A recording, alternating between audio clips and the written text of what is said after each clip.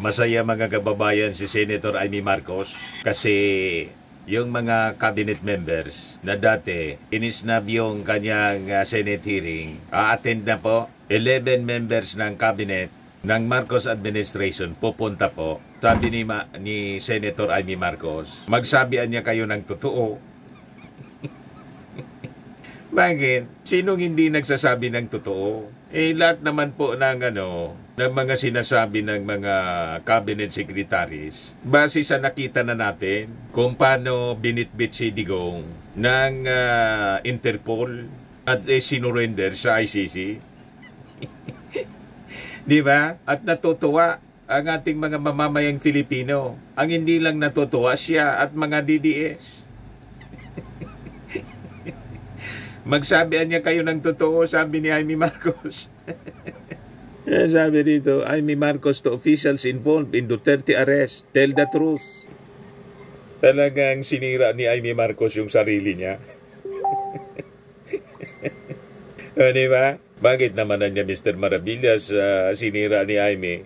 Nasira si Amy sa kakakampi sa mga Duterte. Kasi yung mga Duterte po, si Digong halimbawa, dapat hindi man siya kinakampihan. Unang-una, kayang-kaya niya yung buhay niya. Napakatapang na dating Pangulo. At sa yung suspect ng AJK, ang dapat kampihan ni Amy, yung mga biktima ni Digong.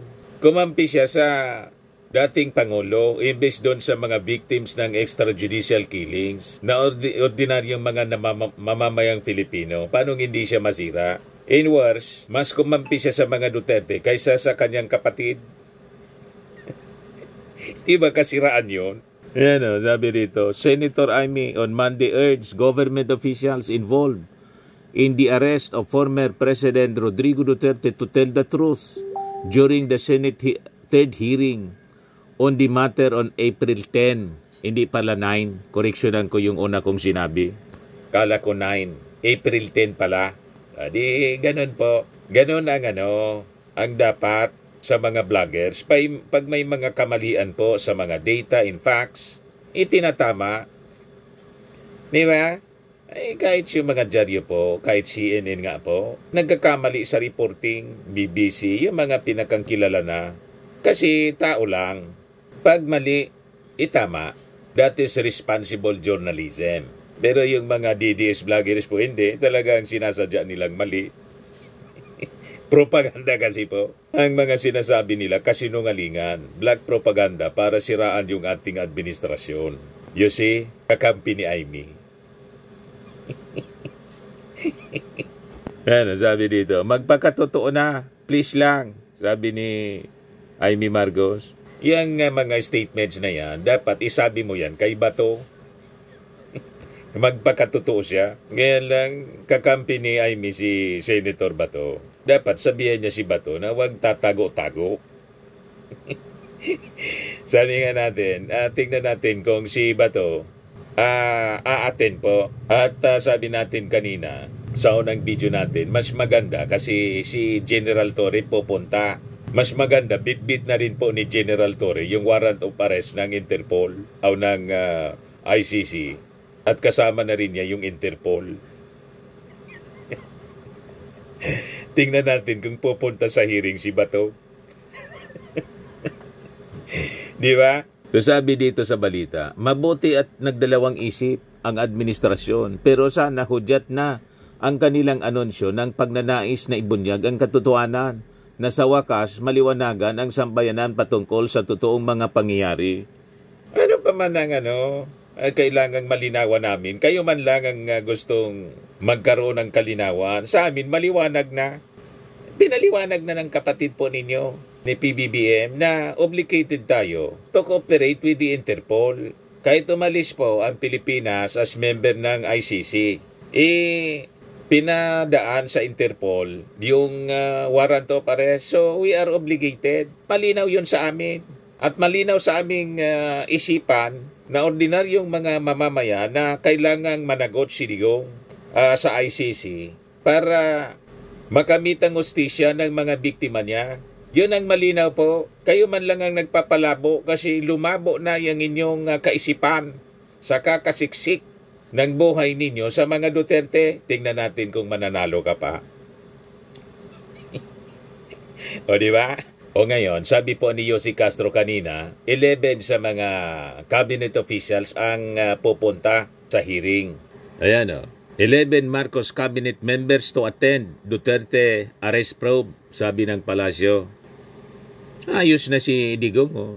Tranquilo na siya doon. Buhay-hari siya doon. So ang mga atin po, yung mga dati na, si Justice Secretary Jesus Rimulya, Prosecutor General Richard Anthony Fadulion, Chief of Counsel, Chief State Counsel Dennis Arbinchan, Foreign Affairs Secretary Enrique Manalo, Philippine Center on Transnational Crime Executive Director Anthony Alcantara, Philippine National Police Chief General Romel Marbil, Police Major General Nicolas Torre, Migrant Secretary Hans Leo Kakdak, Special Envoy on Transnational Crime Marcos Lacanilao, Securities and Exchange Commission Chief Counsel Archie Bernal, Securities and Exchange Commission Attorney Ferdinand Santiago. Ayos na ayos po. Panoorin natin sa April 10, mga kababayan, kung may mapipiga si Amy Marcos. Paulit-ulit man lang po yung mga tanong. Mga tanong na wala man tayong kapakinabangan. May pakinabang tayo, mga kababayan, kung ma-convict si Digong. So, pag na-convict si Digong, matutuldo ka na po, mga kababayan, itong bangungot na nangyari sa ating bansa sa kanyang administrasyon. Panoorin natin yung press briefing ni Yossi Castro po kanina. This mean na nagbago na yung stand ng palasyo pagdating sa pagdalo ng mga opisyal sa Senate investigation? Sa ngayon po ay according po sa office po ni ES, as we speak, hindi pa po ako nabibigyan ng anumang detail kung nakatanggap na po sila ng invitation. Pero so dapat sa invitation nakalagay po sana kung sino yung mga tao na iimbitahan.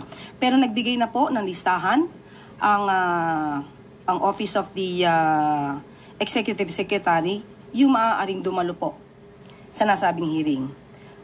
Nakalista po rito si Secretary Jesus Crispin Remulla ng DOJ, Prosecutor General Richard Anthony Fadulion, and Chief State Counsel Dennis Arvin Chan.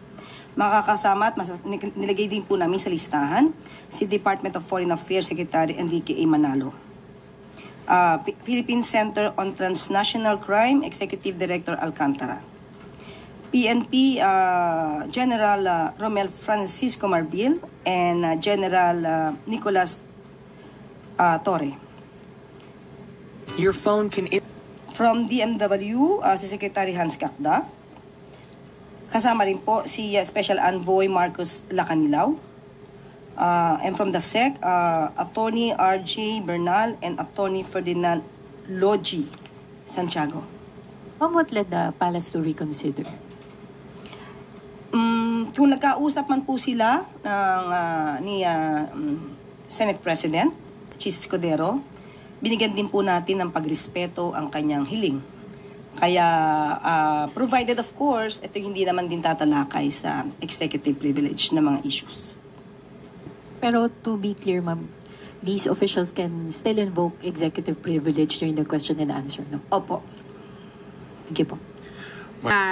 It is moral obligation daw po ng Senate Committee on Foreign Relations to share their findings with US President Donald Trump para raw yung owner ng chartered jet na ginamit para ihatid si dating Pangulong Duterte sa The Hague ay mapanagot regarding po ito dun sa EO na inilabas po ni Trump February 2025 to sanction yung ICC. And ano pong reaction dito ng Palace? Of course, nakita po natin, nabasa po ang executive order at tatingnan po natin ang definition ng ally. Ally of the United States. Sinasabi po dito na ang ally na term na ginamit po dito sa executive order ni President Trump, una, the government of a member country of the North Atlantic Treaty Organization or NATO, and a government of major non-NATO ally, as that term is defined by Section 2013, paragraph 7 of the American Service Members Protection Act of 2002. Nung tingnan po natin ang definition ay lumalabas dito sa section, sa paragraph 3 ay parang na-enumerate po ang mga bansang Australia, Egypt, Israel, Japan, Jordan, Argentina, and the Republic of Korea and New Zealand or Taiwan.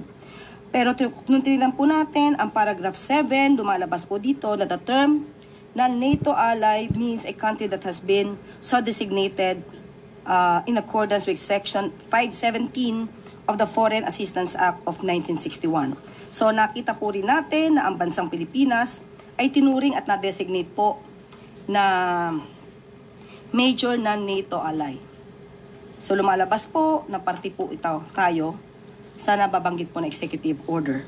Pero maliwanag din po sa sinabing executive order na dito po sa bandang, sa akin po ay page 9. Okay? And I quote, the United States remains committed to accountability and to the peaceful cultivation of international order, but the ICC and the parties to the Rome Statute must respect the decisions of the United States and other countries not to subject their personnel to the ICC's jurisdiction, consistent with the respective sovereign prerogatives. So, ibig sabihin po nito ay ginagalang din naman po ng bansang Amerika sa pamamagitan ng executive order na ito kung ano man po ang prerogatibo or prerogatives ng bansa na miyembro po, no, ng ally, na tinatawag na ally ng US. So, kung ano man ang naging prerogative, no, prerogative ng bansa natin, ito naman din po ay igagalang ng bansang US. Bukya si Bato kasi ayaw ni Marcos. Hindi magagamit yung executive order ni Trump. Wala silang pakinabang. Excited pa naman. Gustong ipasanction po yung may-ari ng jet, yung jet na sinakyan ni Digong papuntang Dahig. Irerespetuan niya, sabi niya, prerogative ng bansa. Pahiya si Bato, mga kababayan, bukya yung dalawa. Yan kasi, pag nilabas na yung susunod na warrant of arrest, malamang the same jet ang sasakyan ni Bato papuntang Dahig. At walang sanksyon-sanksyon na mangyayari. Tulad ng gusto niyang gawin sana, ipasanksyon kay US President Donald Trump. Signed by US President last February 6 imposing sanction dun sa mga ari-arian. Kasi ang parang gusto po ni Senator Bato na kung sino daw po yung may-ari ng chartered plane na ginamit. Kung may ari-arian man daw sa US is mapanagot. Kaya nga po, kaya ko po binasa itong provision na ito at nilalaman ng executive order kasi ginagalang po ng bansang US kung ano yung prerogative ng bansa. Kung ang bansa po natin at ang pamahalaan natin ay nagkaroon ng pagdedesisyon ayon sa ating RA 9851 at sa pakikipag-cooperate sa Interpol, yun naman po ay hindi naman po hahadlangan ng US at irerespeto po nila yung sovereign prerogatives ng bansa. So, wala po ako nakikita na maaaring maging dahilan Senator Bato para siya itumakbo sa US para humingi ng tulong para ma-freeze yung asset ng may-ari ng aircraft. Thank you, ma'am. Ano ka ngayon, Bato? Bukya. Pag lumabas na yung warrant of arrest po sa inyo, huwag mo nang pahirapan na yung Interpol. Sumaman ka na kaagad para may makasama yung boss mo, si Digong, doon sa Dahig. Tama pa. Huwag matigas ang ulo. Ginusto ninyo ito. Gustong-gusto ni Digong. Ipain ko ngayon niya yung ICC. Inamon pa niya yung mga taga-ICC. Ito na siya ngayon. At itong ating programa, mga kababayan, atid sa inyo nitong ating mga sponsors. Firmax Firming and Lifting Cream. Pinapay po sa mga pulses in affected area. Mainam po ito sa mga pains at paninigas ng mga kaso-kasuan. Ito sa mukha naman yung application, anti-aging, Automax po siya. Ito ay Glow 60 mga kababayan. Whitening po siya. Made in South Korea. Ito naman po, Ningxia Red Mix Fruit Drink.